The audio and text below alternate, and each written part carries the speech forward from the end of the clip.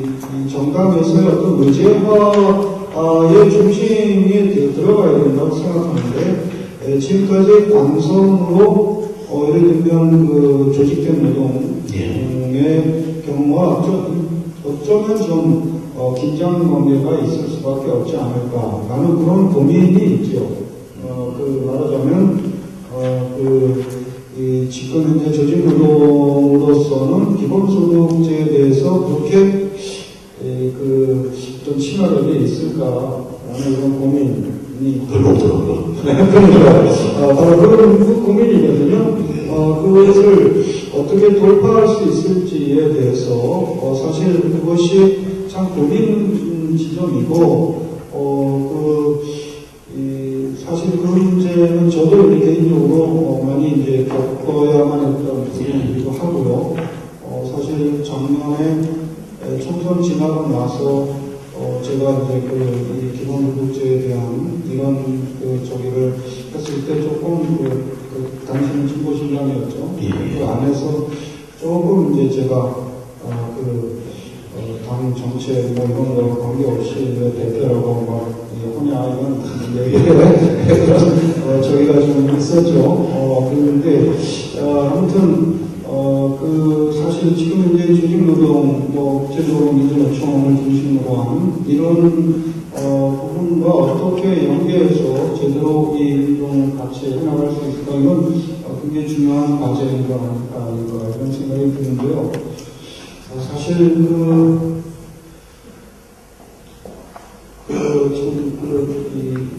기본적으로 지금 이제 설령 조직된 정규직 대기업 노동자라 하더라도 기본 부분 아주 낮은 수준이고 잘하시는 것 같이 저는 갖고 있습니다.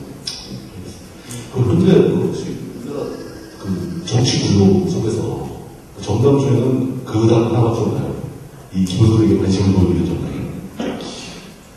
그런데 그 부분에 정당이 제가 개별적으로 하지만 막상 재정 문제를 들면 하고 사실 선별적 추천을 듣는 거기서 그런 좋다고 해서 마음을 듣죠. 민주당 저의 생각에는 일단 87년이고요. 한국 사회의 기본적인 문제는 민주주의라고 합니다. 그런데 지금 전 세계적으로 경제 침체 또는 공황을 가지는 사태가 왔고요. 그렇지. 2008년이고요. 한국이 매우 이게 지형적인 위치 때문에 별 연파가 없는 나라입니다. 중국하고 미국이 오늘 자꾸 썰에가 수출되고 유럽에는 오파는 지만 어느 정도 돌아가는 거라고요. 3% 이상의 경제 성장하는 기적 같은 일이죠. 한국처럼 하지 않는 나라에서. 그래서 국민들이 연사적 보는 겁니다. 근데 사실 이게 쫙쫙 오고 있는 거고요. 박근혜 시대가 왔어요. 그리고 되게 진보 정치까지 포함해서 야당이 하는 얘기는 여기서 민주주의 후퇴고 유신이 다중회복고 따라서 민주회복이죠. 이건 이명박 때도 민주회복이고 박근혜 때도 민주회복이고 결국 원래 뭔가 있던 것을 원상회복하는 거에 지나지 않습니다. 즉 대안이 없다는 거죠. 사실은 87년 이후에 민주주의를 한 걸음 더 아주 업그레이드 할 수 있는 어떤 대안 또는 이 전 세계적인 경제에 위해서 어떤 새로운 이 경제를 구성할 수 있는 어떤 대안 이런 거에 대해서 야당이 민주당에서 포함해서 진보정치 빼고도 좌파 진보 민주야당 이런 대안이 없습니다. 기본소득이 이런 대안적인 경론 중에서 파워풀 매우 심플하고 간단하고 파워풀 힘있다, 강력하다, 이렇게 저는 생각합니다. 왜냐하면, 제 생각엔 기본소득이 민주주의거든요. 이게 단순히 투표만 하는 민주주의가 아니라, 너나 할 것 없이, 애부터 남녀노소 할 것 없이 할머니까지, 다 50만 준다. 우리 똑같다. 라는 민주주의거든요. 그리고 사실은 설명도 되게 쉬워요. 네, 설명이 쉽죠. 이건 진짜, 저는 늘 하는데, 노예희망, 첫 번째. 두 번째는 고등소득권. 세 번째는 기본소득. 그래서 바로 뒤에 서 있습니다. 이거 기본소득 운동하는 사람이 다 얘기하는 거죠. 외국에 가면 기본소득 운동하는 사람들이니까 기본소득이 완전한 실질적인 민주주의는 없다 이런 주장을 하는데 이렇게 87년 이후에 한국 민주주의 87년으로 돌아갈 건가, 아니면 유신으로 돌아갈 건가, 이거 가지고 싸우는 거를 기본소득이 대안하는 거여서 그게 그게 안 나와서 생각해요.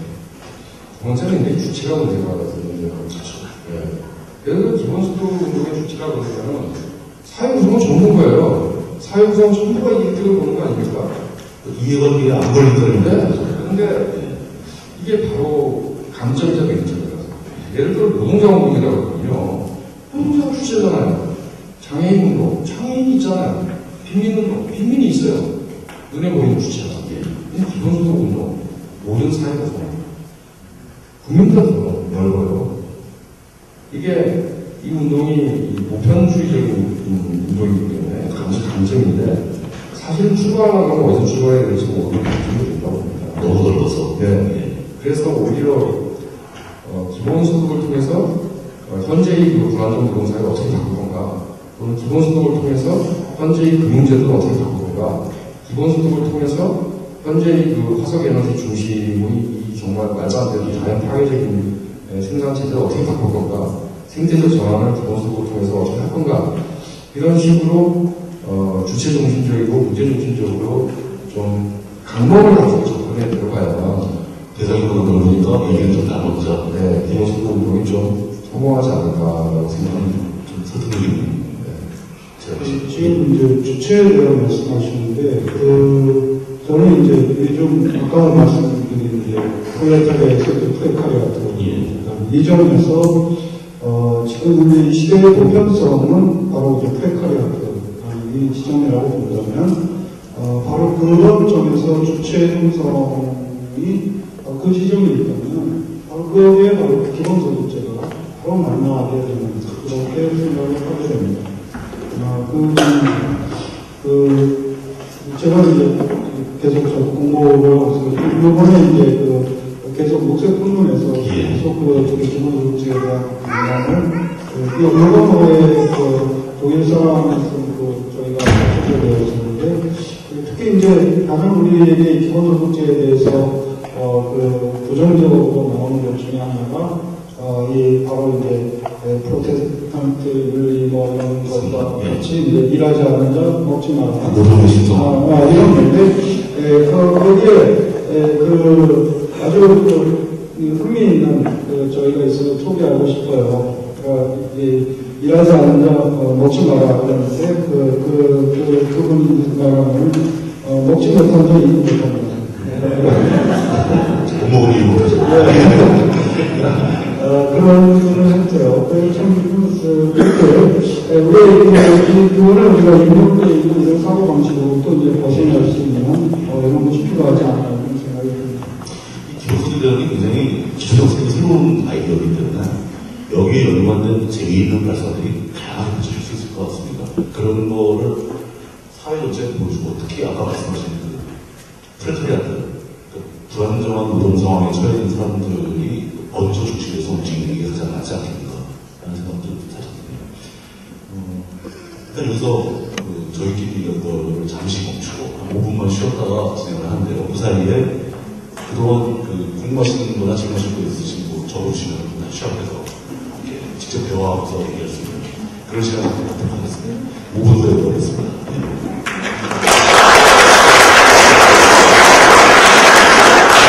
그래서 허용된 시간이 얼마 안 남았습니다. 빨리 진행해야 될 것 같습니다. 질문지가 무려 6개가 것 같습니다. 가장 좀 제 입이 들리는 순서를 정했고요. 가장 쉬운 질문과 쉬운 답변이 정되는 질문을 먼저 설명을 드리겠습니다. 기본소득이 실현되면 기본적으로 실행된다면 사회 전반의 인플레이션이 우려됩니다. 국민 모두가 기본소득을 지급받아 돈의 가치가 떨어질 것이라 예상이 들었습니다. 위의 생각에 대해 어떻게 생각이 드시는지요?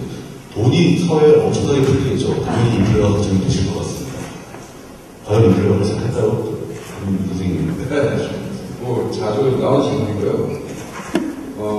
일단 돈을 국가에서 찍는 게 아니라 있는 돈을 걷어서 다시 나눠주는 재분배 모델이기 때문에 총량은 변동이 없습니다.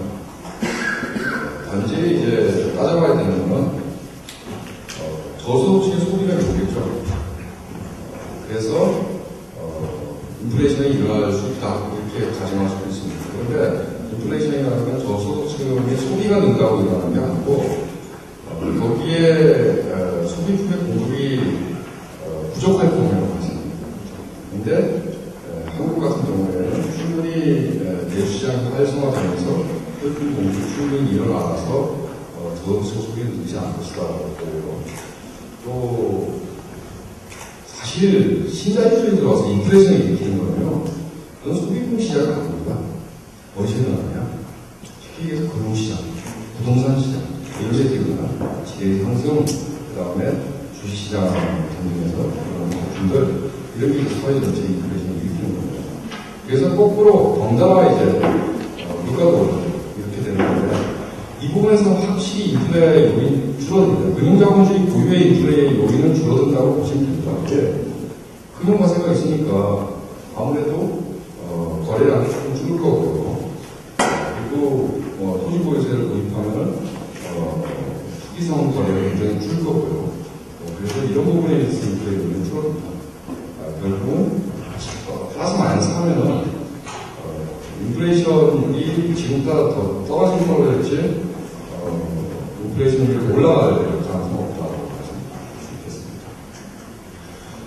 인플레이션 문제는 기본적인 얘기할 때 항상 일방일장에 나오는 얘기예요. 고등학교 때만 배우셨을 건데요. 그죠? 인플레는 항상 통화량이 늘어나는 게 인플레라고 생각하는 거죠. 기본소득은 통화량이 늘어나지 않습니다.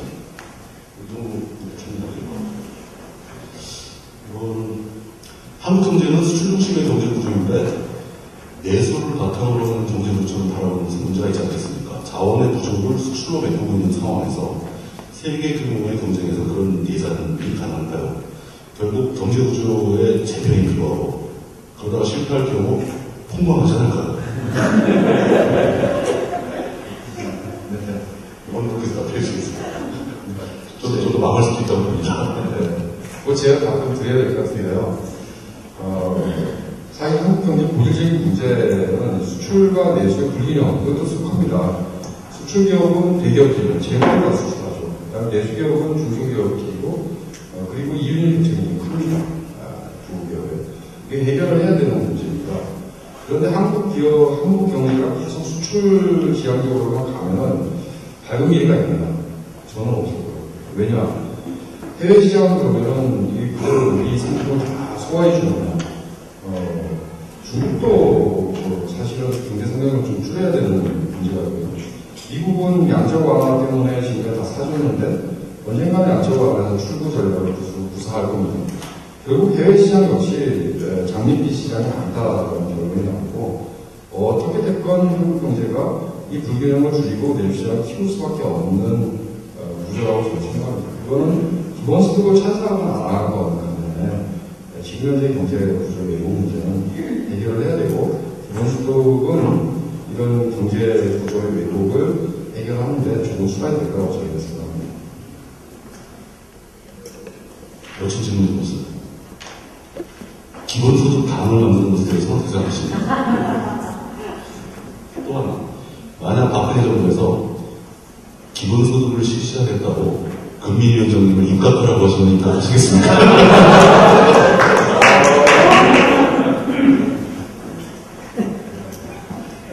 본인께서 진짜 답을 주셨어요. 근데 기본소득 당은 굉장히 멋진 구상인 거라고 생각이 들고요. 뭐 그런 당이 있으면 제가 언제든지 할 용의가 있습니다. 박근혜 정부가 기본소득을 한다고 그러면은 아마도 무늬만 기본소득이 될 거라고 봅니다. 예를 들어 하시모토 도로 같은 일본의 오사카 시장에 하는 기본소득 비슷한 여러 가지 그런 거 아니죠. 그래서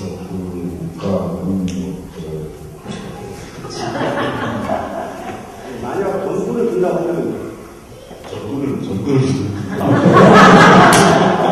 그런 좀 업체가 많아서는 일이고요. 사실은 어떤 사회적 변화라는 것은 어떻게 대안과 그리고 그것을 추진할 수 있는 주체 이런 게 있어야 이루어지는 것이지 그런 방식으로 위에서부터 우리 개혁을 위해서 무엇이 이루어질까 게다가 박근혜 정부가 이런 저는 가능성 없는 부분이라고 생각하지 않아요. 네, 사랑과 합리적일 거라고 생각합니다. 그 답이 너무 늦었을 것 같습니다. 가령 관련되는 얘기 있을 수 있는데, 박근혜 대통령 되면서 일각에서, 그래도 독일의 메르켈 관계가 그때 하여튼, 그러면 좋겠다라고 그런 얘기가 꼭 나오기로 했는데, 그거는, 그 기대 자체가 결국 우리가 흔히 얘기하는 국민의 수준을 뛰어넘는 정보가 없다는 이런 점에서 지금 박근혜 정부는 수준을 뛰어넘는 정도가 아니라 수준 밑으로 지금 가고 있는 이런 상황이잖아요.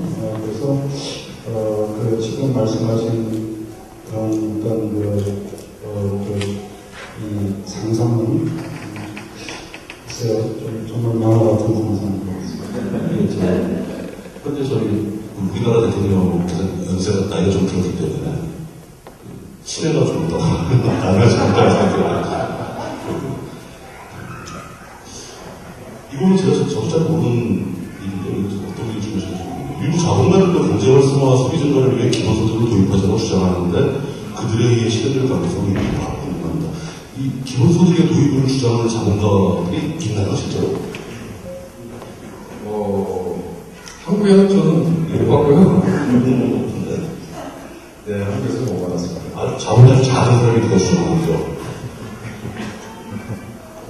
근데 해외 같은 경우는 그 자본가들도 기본소득을 생각해 볼 수 있을 것 같은데 소비를 늘리기 위해서. 독일의 유명한 베르너 자본가도 있고요. 베르너의 주장은 기본소득 도입하자 그 대신에 이 부가가치세 단전제를 50%까지 올리자. 거기에 대해서 기본소득 네트워크는 반대하고요. 그런데 베르너 주장의 타당성 보면 어떤 점이 있냐면 어쨌든 우리가 생태적 전환을 하기 위해서 소비를 억제해야 됩니다. 들썩하다. 네, 그래서 이게 소비를 활성화하기 위해서 과세하지 않는 그런 베르너 주장. 어쨌건 저소비 사회로 가야 된다. 그래서 소비의 과세하기보다 소비의 과세하는 것도 생각해봐야 있다. 이런 주장인데요. 아까 상대세를 말씀드리면서 제가 설명드렸던 것처럼 이건 저소득층에게서 치명입니다. 그렇죠. 네. 그래서 그런 방식으로 기본소득 도입이 좀 어렵다는 게 독일의 생각입니다. 그래서 부자 전세를 하자는 주장입니다.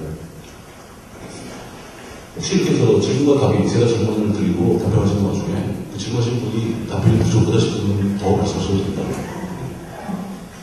기본소득은 실체 있는 기본소득 운동으로 펼치려면 임팩트 있는 행동이 필요하지 않나요? 뭐 없을까요? 아니, 물특신성 부장님 말씀, 제가 드린 말씀이 아닌데, 헌법 개정이 있죠. 헌법 개정 청원 서명 같은 건 어떻겠습니까? 우리나라에서도 헌법을 고치자, 헌법의 기본소득을 명시하자 이런 식으로 개헌이 가능할까요? 법률적으로 국민들이 발의할 수는 없죠. 국회에서 헌법을 하는 거죠. 이게 서명을 많이 받아가지고 옛날에 저 김영선 시절에 80년대 초에 김영선 씨가 당시에 1000만인 서명을 가지고 어디서 국회에 집어넣으면서 1000만이 사망한다고 하면 좀 바뀌겠죠. 1000만인 서명 자체가 되기 때문에 첫 번째 질문을 주셨는데 앞에 거는 제가 잘 이해가 안 하고 지우셔가지고 빼고 이건 이게 근본적인 질문입니다. 선택적 복지가 아닌 보편적 복지로 실시되어야 하는 이유. 이거는 기본소득법을 넘어서는 좀 다른 질문인 것 같습니다. 죄송해서 넘어가겠습니다. 금융과세에 대해서 궁금한데 0.15% 금융거래세가 다른 국가에 비해서 높은 편인지 낮은 편인지 라는 질문과 이 문제 우리 사회에 그렇게 많이 퍼져있는 질문입니다. 부자들이 세금을 많이 내게 되면 우리나라에서 사업을 하지 않겠다라며 딴데 떠나버리고 우리나라 경제에 아무 문제가 없을까? 세금 세율을 올리면 부자들이 도망가지 않을까. 이런 생각이 있습니다. 거래세 문제는 간단한 비교를 치면 되는데. 네, 간단한데요. 높습니다. 0.1이 스탠다드고요. 유럽에서 0.1은 노비는 과세라고 하고, 아타기라든지 운동단체도 주장하는 것입니다. 0.1만 돼도 뭐 괜찮은 거 굳이 노빌 필요 없이 똑같이 해도 된다. 새누리당이 0.0을 하자고 했다가 취소한 거 같아요. 그래서 한국에 없습니다. 현재 그런 거래세가 없는 상황이 되는 거죠. 저 마지막에 줬던 건데요. 이좀 그냥 지적을 해주시죠. 예, 글자가 흘건 제가 잘 안 보여서 그래요. 어느 분이 주시면 파란색입니다. 예.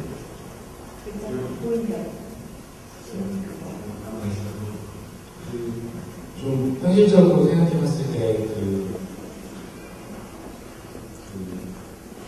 기본소득을 만약에 전 국민에게 동시에 지급할 수 없다면은 가장 먼저 지급될 수 있는 대상이 어디라고 생각하실 수 있는 겁니다. 예를 들면 저희 노인분들 지금 노령노인 같은 경우는 실행을 하려고 하고 있고요. 아니면은 뭐 지금 부상복지 같은 경우는 이제 어린아이들 대상으로 이제 지급을 할 수 있고요. 아니면 저희 같은 청년들 아니면 대학생들 같은 경우는 이제 등록금 같은 게 이제 뭐 반값 등록금 같이 그렇게 써야 할 재원을 예를 들면 기본소득으로 지급을 한다거나 아니면 노동자들이 현실적으로 가장 필요한 대상이라고 생각을 하신다면은 성차별도 젊은 노동자를 대상으로 기본소득 지급을 한다거나 이런 식으로 예를 들면 이렇게 선택적으로 시작을 할 수 있을 것 같아요. 시작을 한다면 어디서부터 시작하면 좋을지 한번 생각해 보셨는지.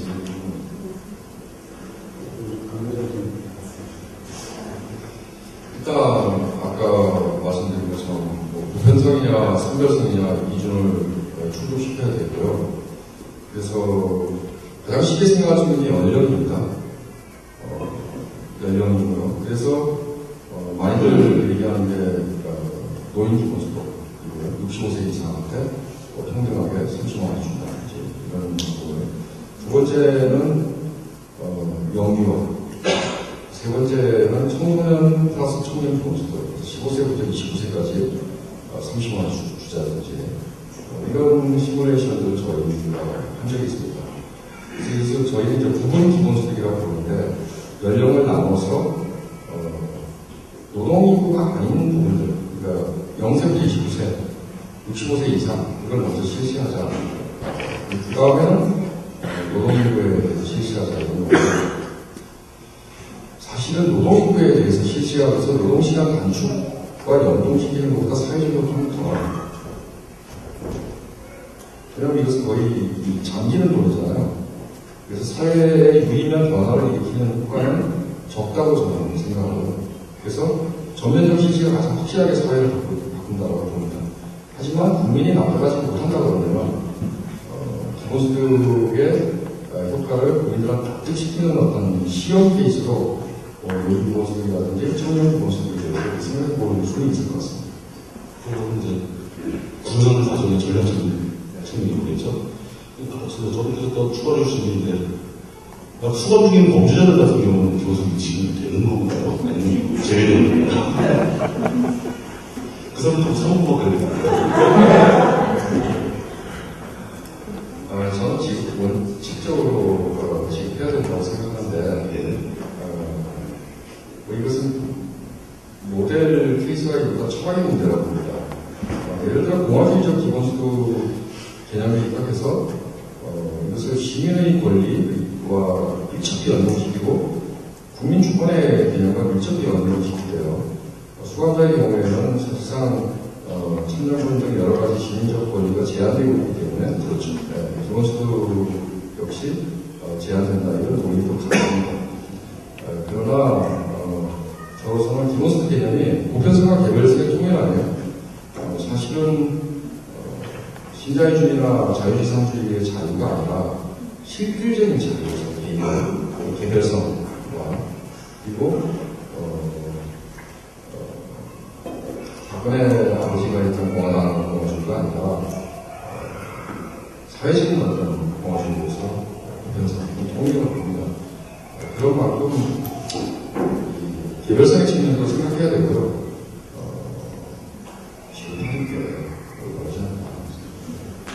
그렇다면 수감 중인 범죄자들에 대해서는 약간 제한될 가능성, 제한적 주장을 한 점이 있다고 하시는데 설마 이렇게 공익적과 공무 중인 구인들은 주는 거 맞죠? 네, 그런 그렇죠.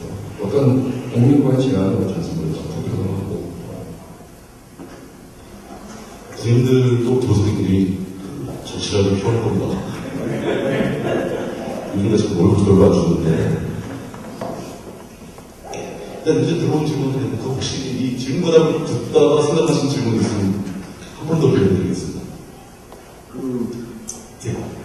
우리경제가 내수경제로 전환하게 되면 경제 규모가 급격히 줄어들지 않을까요? 그러면 경제 규모가 이렇게 줄어들었을 때 과연 기본소득제라는 게 과연 의미가 있을까 싶은 생각이 드는데. 혹시 아까 비슷한 질문 하시는 분이 예. 그게 예수 중심 경제를 정하는 게 힘들 거라고 봐요. 이제 현황이 있기 때문에 사실은 내수 수출 동반 성장 혹은 내수 수출의 어떤 균형 이런 정도가 바람직한 상위라고 보죠.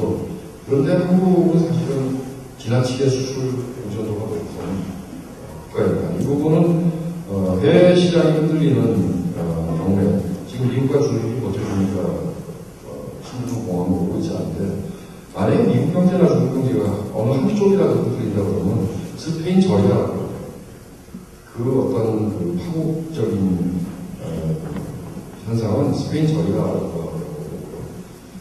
왜냐하면 지나치게 왜곡되어 있으니까 균형을 갖춘 적어도 다른 나라의 공인경제가 보여주는 균형적인 성장, 균형적인 구조 정도를 해야 된다고 봅니다. 그리고 경제 규모는 줄어들지 않습니다. 어차피 이 시장에서 하나, 저 시장에서 하나 화폐 규모는 똑같습니다.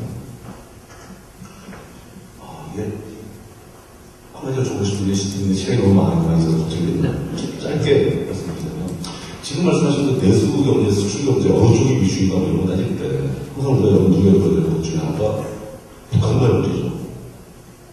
예를 들어서 북한이 우리 시장을 힘든다거나 이건 정치적인 통일 문제와 다르게 북한과의 디바이스 무역이 가능해진다거나 이랬을 때는 우리도 그 내수 규모가 굳이 수출에 인정하지 않더라도 좀 버틸 수 있는 규모가 되는 게 아닌가라는 생각을 저는 하고 있는데 혹시 그런 거 생각하십니까? 이렇게 규모가 되니까 보통 인구 1억을 이렇게 되는 정도인 거죠. 이렇게 잠깐 기록하는 거니까요. 그런데 균형 경제를 달성해야 되고 그리고 내수 경제의 장점이 있습니다. 왜냐하면 내수 경제가 최소한의 내수 경제가 한국에 있어야만 중앙 경제가 그리고 내수나 수출이 아니면 이제 한국에서 결정적인 문제인데 한국이 사실은 97년 이후에 가계소득과 기업소득의 격차가 날로 벌어졌습니다. OECD 국가 중에서 한국이 꼴찌 두 번째입니다. 한가위 가면 이 격차가. 격차라는 게 가계소득과 가정의 소득을 다 합친 것과 기업, 전체 기업들을 다 합친 기업의 소득을 비교했을 때. 네. 그래서 사실은 이 문제를 해결하기 위해서는 가계소득 중심 성장을 해야 되고요. 그리고 가계소득 중심 성장을 한다 하면 내수장이 커지는 거고요. 그렇죠. 그걸 통해서 내수와 수출의 국민 총생산의 비중이 수정되는 그래서 균형이 잡히는 상태로 가는 게 올바르다고 봅니다. 이것은 여기에 충분히 기여를 할 수 있다고 저희는 생각합니다. 그래서 혹시 답이 되셨기를 빌어봅니다. 이제 질문을 마치고 그 행사를 마무리하기 위해서 두 분들의 주로 질문 마무리가 저는 사실 아까 말씀드린 바대로 기본소득제의 어떤 중요성 무엇이 그야말로 이 사회를 변화시키는 데 있어서의 그런 어떤 파급 또 그런 참 지금 계속 공부를 하고 있는데요. 저는 앞서도 말씀드린 바와 같이 적극적으로 포기하지 말고 이 운동을 펼쳐나갈 수 있기를 기대를 하고 있습니다. 오늘 이 자리도 대단히 의미 있는 자리라고 좀 보는데요. 사실 이 생각을 변화시키는 것이 꽉 막힌 이런 점에서 이렇게 들어가기가 대단히 어려운 상황인데요. 그만큼 이제 이 인력대에 있는 의식들이 이제 강고하고 그래서 사실 이 자리에 계신 분들 아마 나름대로 사회 비판적인 의식을 갖고 계실 텐데 어떤 특별한 계기가 있었을 겁니다. 학교 교육을 통하여 이루어지지 않거든요. 특별한 계기에 절대적인 경우는 선배를 잘못 만나는 게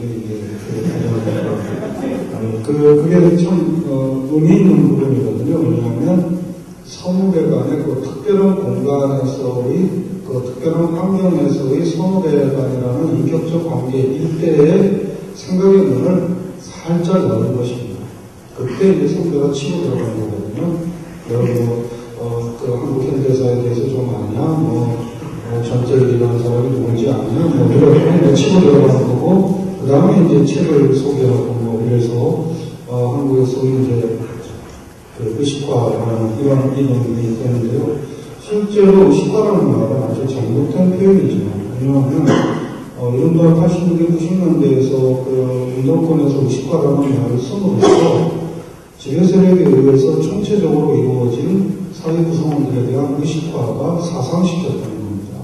마치 사람들이 아무 생각이 없느냐. 사람들이 아무 생각이 없으면 얼마나 다행이겠어요. 기본소득제 얘기에도 저항 없이 받아들일 수 있는 거죠. 근데 이미 생각이 다 들어있어요. 이런 얘기하면 수상한 족벌갱이, 이런 인력에 있는 이런 구조이거든요. 그래서 실상 이제 그런 점에서 이제 대단히 이제 설득하거나 이런 것이 어려운데 그럼에도 포기하지 않아야 된다는 거고, 그래서 제가 항상 이런 자리마다 이제 인용하는 볼테르의 말이 있습니다. 광신자들이 열성을 보이는 것도 수치스러운 일이지만 지혜를 가진 사람이 열성을 보이지 않는 것 또한 수치스러운 일이다. 광신자는 광신이기 때문에 열성이 내재되어 있습니다. 그리고 그와 마찬가지로 사익을 추구하는 사람들은 사익을 추구하기 때문에 그 자체로 열성이 내재되어 있습니다. 또 마찬가지로 극단주의자들은 극단주의이기 때문에 그 자체로 열성이 내재되어 있습니다. 이처럼 광신자, 사익추구 집단, 그리고 극단주의자가 한국의 경우는 뉴라이트 세력이라든지 이런 세력들은 그 자체에 열성이 있는데 우리처럼 공공성이라든지 또는 인권이라든지 민주주의라든지 공익과 같은 사회 정의라든지 이런 걸 지향하는 사람들이 그 자체에 열성이 내재되어